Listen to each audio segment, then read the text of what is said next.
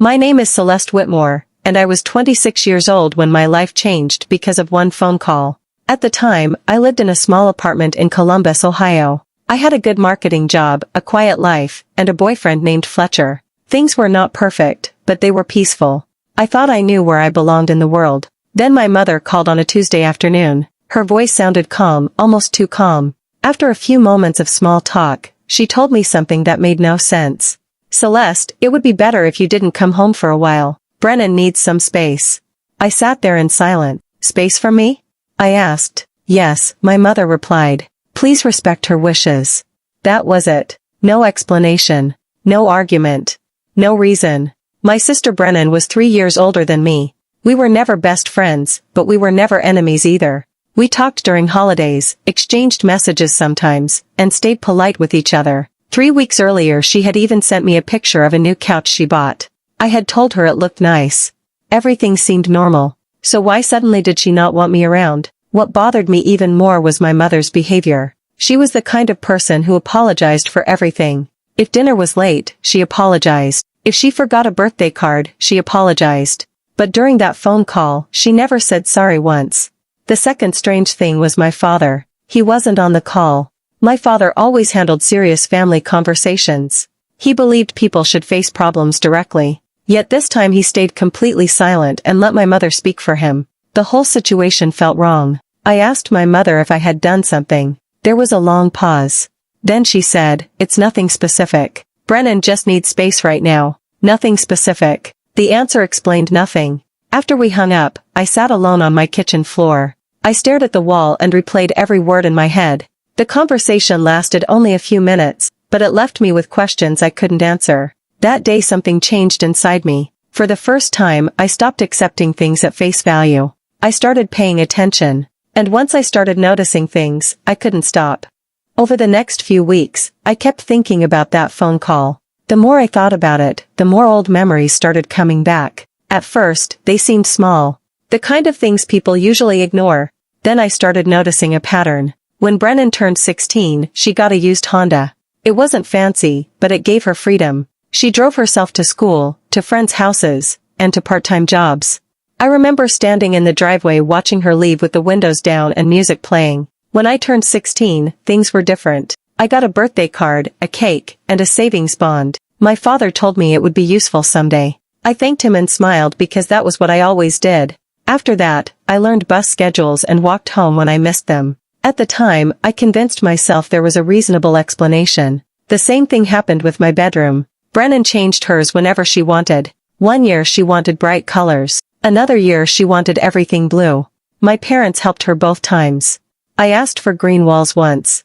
My mother said she would think about it. Nothing ever changed. By high school, I stopped asking. There was also a photograph above the fireplace. It had always been there. My parents looked happy. Brennan was little, smiling between them. That picture stayed in the same spot for as long as I could remember. What stood out to me later wasn't that I wasn't in it. I hadn't been born yet. What stood out was that no picture ever replaced it. Not one family portrait from all the years that followed. Not one photo that included both daughters. Back then, I brushed those thoughts aside. But after the call, I couldn't anymore. Late at night, after Fletcher fell asleep, I opened the notes app on my phone and started writing things down. One memory led to another. My high school graduation came back to me. After the ceremony, I found my family already settled at dinner. They were halfway through their meals. The conversation was flowing without me. I sat down and tried to join in, but I felt like I had arrived at someone else's gathering. Then I remembered getting accepted to Ohio State with a full scholarship. I had worked for that moment for years. The reaction lasted less than a minute. A handshake from my father. A quick smile from my mother. Then life moved on. I kept typing. The list grew longer every night. By the time I finally stopped counting, there were 31 entries, 31 moments that never made sense on their own, but together, they felt like pieces of something much larger. The months kept passing, and nobody reached out to fix what had happened. One holiday became 2, then 3. I learned about family events after they were already over. Sometimes an aunt would mention something during a casual phone call, not realizing I hadn't been invited or even informed. Each time it happened, I felt less surprised. The distance slowly became normal. I focused on my own life instead. Work became a place where effort led to results. New projects came my way, and people trusted me with more responsibility. My days became busy, and for a while that helped. It gave me something solid to hold on to. Fletcher was there through all of it. He never pressured me to talk when I wasn't ready. But he noticed things. He noticed when I went quiet after hearing family news from someone else. He noticed when I stared at my phone after seeing my mother's name appear and then disappear without a message. He didn't try to solve anything. He simply stayed. That steadiness meant more than I knew at the time. Then one evening in March, everything changed. We were in our kitchen after dinner. Nothing special was happening. No fancy restaurant. No crowd.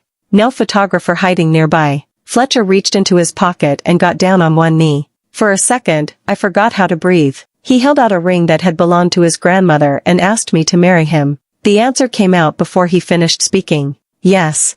The happiness on his face was immediate and real. Later that night we called his parents. Their excitement filled the room. They asked questions, laughed, and talked about the future as if they had been waiting for this moment for years. Afterward, I called my own family. The conversation was short. When it ended, I sat quietly with my phone in my hand. The difference between the two calls stayed with me long after that night. Wedding planning started soon after. Fletcher's relatives jumped in with ideas and offers to help. Everyone seemed eager to be part of it. My family stayed distant. Weeks later, a greeting card arrived in the mail. I stared at it for a long time before placing it on the kitchen table. That night I made a decision. I would send them a wedding invitation just like everyone else. No special message. No emotional conversation. Their choice would be entirely theirs. A few days later, something unexpected arrived before any RSVP response could. I opened Meredith's message and read the first paragraph carefully. She introduced herself politely and thanked me for reaching out. Nothing unusual. Then I reached the second paragraph. The words seemed simple, but they changed everything. Meredith wrote that more than 27 years earlier, she had given birth to a baby girl and placed her for adoption. I stopped reading. For a moment, I just stared at the screen. The office around me continued as normal. Phones rang. People walked past my desk. Someone laughed near the break room. It all sounded far away. I looked back at the message and forced myself to keep reading. Meredith explained that she had joined the DNA database years ago because she hoped her daughter might one day find her. She never expected it to happen. She said she saw my profile months ago but chose not to contact me. She didn't want to force herself into my life. She wanted the choice to be mine. That detail stayed with me. She had waited. When I got home that evening, I couldn't focus on anything else. After dinner, I sat quietly and read her message again. Then again. And again. The dates she mentioned kept pulling at my attention. Something about them felt familiar. I started doing the math. My parents had always told a story about my birth. According to them, I arrived earlier than expected and spent extra time under medical observation. It was a story I had heard many times growing up. But when I compared the timeline to the information Meredith shared, pieces started fitting together in a way I couldn't ignore. A cold feeling settled over me. The next day I stayed home from work. I pulled out old documents, searched public records, and spent hours reading information about adoption procedures from that time period. Every answer seemed to point in the same direction. By evening, I was sitting alone at my dining table with papers spread around me. I wasn't looking at random clues anymore. I was looking at a possibility. A possibility that explained years of strange moments I had never understood. The missing warmth. The distance. The feeling that I was always slightly outside something everyone else shared. None of it proved anything on its own, but together, it painted a picture I couldn't unsee. Late that night, I opened the notes app on my phone and scrolled through every entry I had written. For the first time, those memories looked different. They no longer felt unrelated. They felt connected. And somewhere deep inside me, I realized I was getting closer to the truth than my family had ever intended. After that day, Meredith and I started exchanging messages more often. At first, the conversations were careful. Neither of us wanted to move too fast. We were strangers connected by something enormous, and both of us understood that. She told me about her life in North Carolina. She talked about the flowers she grew in her garden and how she spent every spring fighting weeds that always seemed to return. She told me about her children, who were adults now and building lives of their own. There was no pressure in her messages. She never asked me to call her mom. She never acted as though she was entitled to anything from me. She simply answered every question I had. That mattered. The more we spoke, the more I realized how different honesty felt from secrecy. When I asked Meredith something, she answered directly. If she didn't know something, she said so. If a memory was painful, she admitted it. There were no long pauses. No strange changes of subject. No careful attempts to avoid the truth. One evening, we had our first video call. I was nervous before it started. Then her face appeared on the screen. For several seconds, neither of us said much. We just looked at each other. I noticed little things immediately. The shape of her eyes. The way she smiled when she felt uncomfortable. Small details that felt strangely familiar. At one point she laughed, and something inside me tightened. I had heard that laugh before. Not exactly, but close enough to make me stare. For years people had told me I didn't look much like anyone in my family. It had always been treated as a joke. Now I finally understood why. As my relationship with Meredith slowly grew, another realization settled in. My parents had never planned to tell me. The evidence pointed in one direction every time. 28 years had passed. Not once had they sat me down. Not once had they trusted me with the truth about my own life. That hurt more than the adoption itself. Being adopted wasn't the betrayal. The lie was. The decision to hide it year after year was. And suddenly Brennan's behavior started making a different kind of sense. The distance. The awkwardness. The way she always seemed uncomfortable around me during family gatherings. It looked less like dislike and more like someone carrying information she wasn't supposed to have. I sat alone one night reading through my notes again. This time I wasn't searching for answers. The answers were already there. I finally understood why that phone call had happened. Someone in that family had been trying to keep a secret alive. And I was getting closer to finding out exactly who had made that choice. For 3 weeks after learning the truth, I said nothing to Brennan. I went to work every day. I answered emails, attended meetings, and continued planning the wedding. On the surface, everything looked normal. Inside, I was waiting. Not because I was unsure about what I had learned. I was waiting because I wanted to speak to Brennan when I could do it calmly. When Sunday finally arrived, I sat alone at my kitchen table before she called. The apartment was quiet. Fletcher had gone out to run errands, giving me space without even having to ask. When my phone rang, I stared at it for a second before answering. The conversation changed everything. After Brennan admitted she had known for years, something inside me settled. Not because I felt better. Because confusion had finally been replaced with facts. I listened while she explained what happened after she found those documents. She told me my parents had begged her not to say anything. They said they were protecting me. They said telling me would only create pain. As Brennan spoke, I kept thinking about how many family dinners, birthdays, and holidays had passed while everyone sat at the same table carrying completely different versions of reality. I remembered being 14 years old. I remembered being 16, 21, 25. At every stage of my life, they knew something about me that I didn't know myself. That realization hurt more than I expected. The hardest part came when we talked about the distance between us. For years I had wondered whether Brennan secretly disliked me, whether I had done something wrong without realizing it. Now I understood that every awkward conversation and every uncomfortable silence had been connected to the same secret. She had spent years avoiding a truth she didn't want to carry. And instead of facing it, she slowly stepped away from me. The phone call ended soon after. When the screen went dark, I stayed in my chair for a long time. I wasn't angry anymore, at least not in the loud way people imagine. The feeling was quieter than that, heavier. I walked to the window and looked out at the parking lot below. Cars came and went. People carried groceries inside. Life continued as if nothing had changed.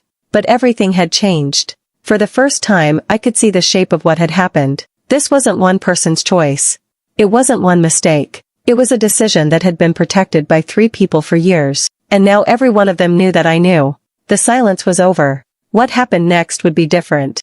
Over the next 3 weeks, the RSVP cards slowly started coming back. Fletcher's family responded first. Every envelope felt warm in my hands.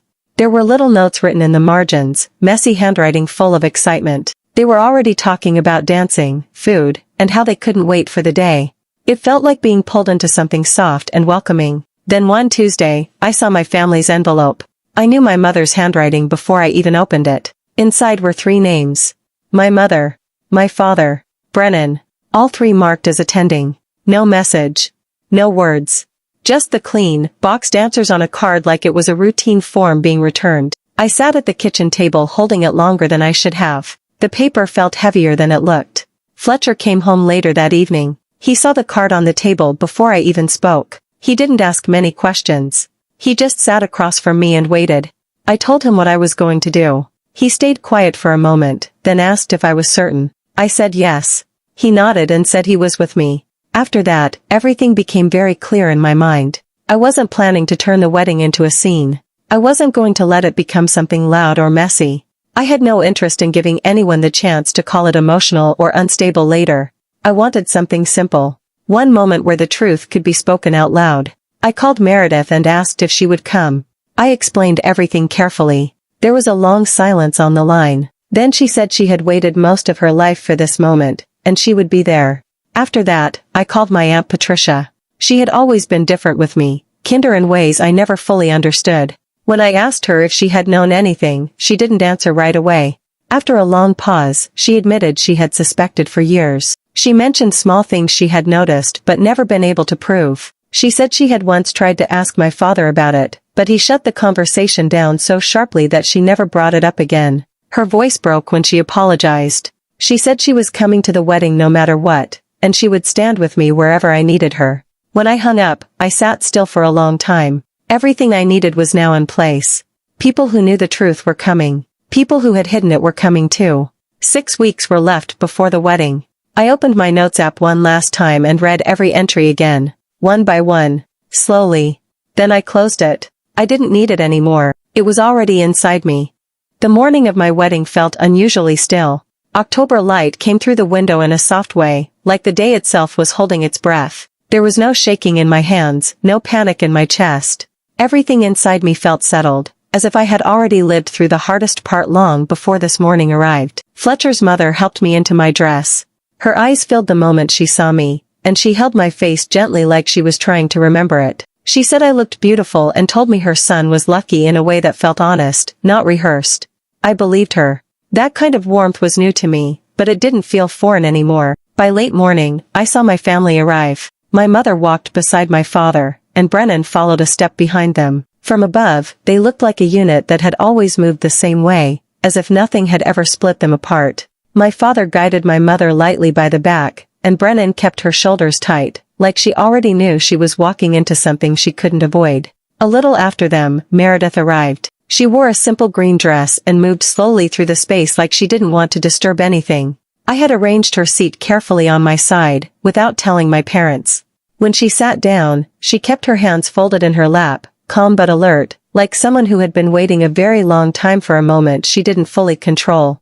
Not long after, Aunt Patricia appeared and took a seat behind her. She looked up toward me once and gave a small nod, nothing dramatic, just steady understanding. The ceremony began, and everything went quiet in the way important moments do. When I walked forward, Fletcher looked at me like there was no one else in the room. We said our vows clearly, without rushing, and when we were told to kiss, the sound from the crowd filled the space like a release. During the reception, I moved through the tables with Fletcher beside me. People laughed, glasses clinked, music carried through the room. It all looked normal on the surface. I waited until the end before going to my parents' table. My mother hugged me first and said my dress was beautiful. My father said he was proud, his voice steady but careful. Brennan stood slowly, then hugged me tightly, too tightly, and leaned close enough that only I could hear her. "Celeste, please." I stepped back. She stopped speaking immediately. "I need you all to stay here for a few minutes," I said. "There's someone I want you to meet." I walked through the aisle between the chairs and stopped at the 5th row. Meredith stood when I reached her. She didn't hesitate. Her hand met mine like she had been ready for that exact moment for a long time, even if she had never known when it would come. We turned and walked together toward my parents' table. Every step felt louder than the music in the room. I could feel eyes shifting, conversation slowing, even without hearing it. My father noticed her first. His face changed immediately. Not slowly, not in pieces. It was instant, like something inside him shut off. He didn't stand. He just sat there, very still. My mother followed his gaze. Her expression broke the moment she saw Meredith. Her hand lifted to her mouth, like she was trying to stop a reaction from escaping. She couldn't. Brennan reacted differently. She closed her eyes, as if she already knew what was coming and had been waiting for it in silence for a long time. I stopped just in front of the table. I didn't sit. I stayed standing so there was no way to turn it into something casual or avoidable. Meredith stood just behind my shoulder, quiet, steady. I looked straight at my father. "I need you to answer one question," I said. "Honestly." He didn't respond. I continued anyway. "Am I your daughter?" The noise of the room kept going, but it felt far away, like it belonged to another place. Around us, people were still laughing and talking, but at that table everything had stopped. My father stared at me, then at Meredith, then back at me. His face tightened like he was trying to hold something together that no longer worked. Finally, he spoke. "No," he said. My mother made a sound that didn't form into words. She looked down, unable to meet anyone's eyes. I didn't react the way I thought I might. There was no shock left in me, just confirmation of something I had already been carrying for a long time. "This is Meredith Calloway," I said. "She is my biological mother. She has been looking for me for 27 years. I didn't pause. I didn't wait for questions. I found out in February. I've known for months. I've already spoken to her. She's part of my life now." Then I turned slightly and took Meredith's arm. She stepped with me without resistance. Before walking away, I looked back once more. My mother was crying quietly now. My father still hadn't moved. Brennan was watching me differently than before, no anger, no denial, just something closer to understanding than anything I had ever seen from her. "Enjoy the rest of the reception," I said. I walked Meredith toward a table near the dance floor. Fletcher was already there. He had pulled out 2 chairs without being asked and placed a glass of water waiting, as if he had known exactly what would happen before it did. My parents left the reception about 40 minutes after everything happened. I found out from my phone. Aunt Patricia had texted me while I was on the dance floor, something simple and steady. "They left. Hold your head up. You did the right thing." I didn't reply right away. I just locked my phone and kept moving with the music, letting the night continue without breaking my rhythm. Brennan stayed. That was the thing I noticed most. She didn't rush out after my parents. She didn't disappear into the noise of excuses or exits. She stayed through the cutting of the cake, through the speeches, through laughter that filled the room like nothing had happened at all. Even when Fletcher's father spoke about love in a way that made half the guests wipe their eyes, she was still there, sitting still, watching everything like she was trying to understand where she belonged in it. I don't know what it cost her to remain in that chair. I don't think I ever will. Later, when the night was thinning out and people were slowly leaving, I stood near the exit with Meredith. That's when Brennan came to me. She stopped a few feet away first, then stepped closer. Her eyes moved from Meredith to me, holding there for a long moment. Then she spoke. "I should have told you," she said. Her voice was steady, but not strong. "I knew. I should have told you when I first found out. I didn't. And I've carried that every day since. I'm sorry." I looked at her for a long time. Not with anger anymore. Not with softness either. Just clarity. I thought about everything she had held alone since she was 17, and everything she chose to do with it. I thought about how choices don't exist in a vacuum, but they still leave marks. "I know," I said. It wasn't forgiveness. It wasn't closure. It was just the truth of where I was at that moment. She nodded once and walked away. After she left, Meredith and I stood in silence for a bit. The room was almost empty now. Lights were still on, soft and warm, reflecting off the wooden floor. Fletcher came over quietly and placed his arm around me without saying anything. Meredith looked at us and smiled in a way that felt like it carried a lifetime inside it. "You did well today," she said.